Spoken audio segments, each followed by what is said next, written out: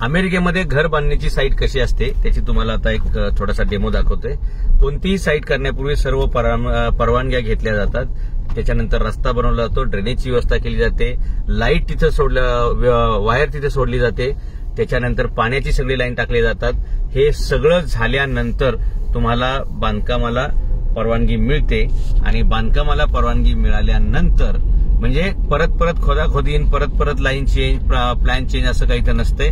सगळं हे एक साईटच तुम्हाला मी दाखवतोय की जिथं आता बंगले बांधायचं काम चालू आहे। पहिला रस्ता, ड्रेनेज, पाईपलाईन, इलेक्ट्रिसिटी ह्या सगळ्यांची व्यवस्था झाल्यानंतरच बांधकामाला परवानगी मिळते।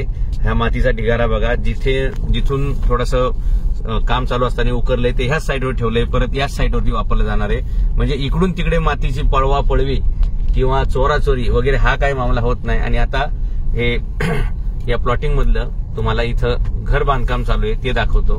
हे या बाजूला जे आहे ते काम चालू आहे, हे जवळपास तयार होत आलेलं आहे आणि असे सगळे रेडीमेड साचे येत असतात। ते साचे दनादन फिट केले जातात, मशीनीच केले जातात आणि अशा प्रकारे घर तयार केलं जातं। लाकडाचंच बऱ्यापैकी बांधकाम असते, पूर्ण बांधकाम साच्या लाकडाचं आणि वर त्याच्यानंतर फोम शीट असतात ज्या क्लायमेटला बरोबर प्रोटेक्ट करतात।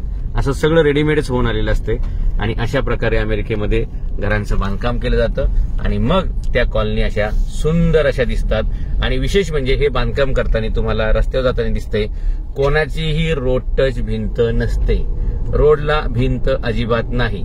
प्रत्येकाचे हे तर लेटर बॉक्स सुद्धा आहेत आणि जो काही स्लोप आहे डोंगराचा तो तसाच मेंटेन ठेवलेला असतो। म्हणजे कोणाचा खाली आहे कोणाचा वर आहे असं काही नाही बघा।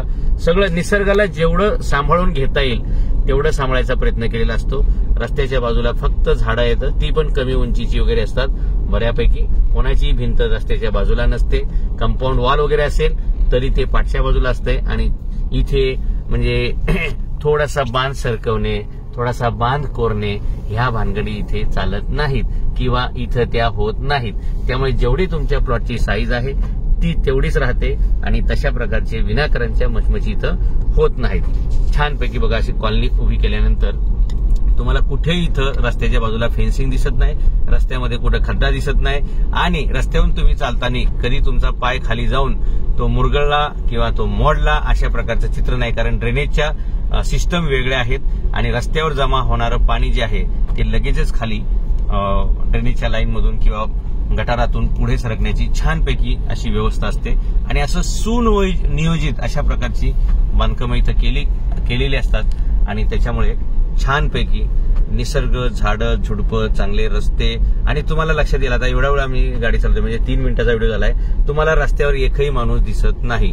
इथे काम असेल तेव्हाच माणसं बाहेर पडतात कारण इथं सगळी कामाची माणसं असतात। आपल्याकडे मात्र बहुतेक लोक रस्त्यावरच दिसतात कारण लोकसंख्याही जास्त असते आणि त्यातले बरेचसे लोक बेरोजगार असतात। हाही एक महत्वाचा विषय आणि म्हणून जास्तीत जास्त रोजगार निर्मिती व्हावी यासाठी मुलांना चांगलं शिक्षण, संस्कार, शिस्त आणि उद्योगधंद्याची जर आपण प्रेरणा दिली तर अमेरिकेसारखं चित्र आपल्या देशातही निर्माण करता येईल आणि त्या दिशेने आमचे गेले अनेक वर्षीय प्रयत्न आहेत त्याला आणखी बळ मिळणार आहे ह्या अमेरिकेच्या दौऱ्यातून।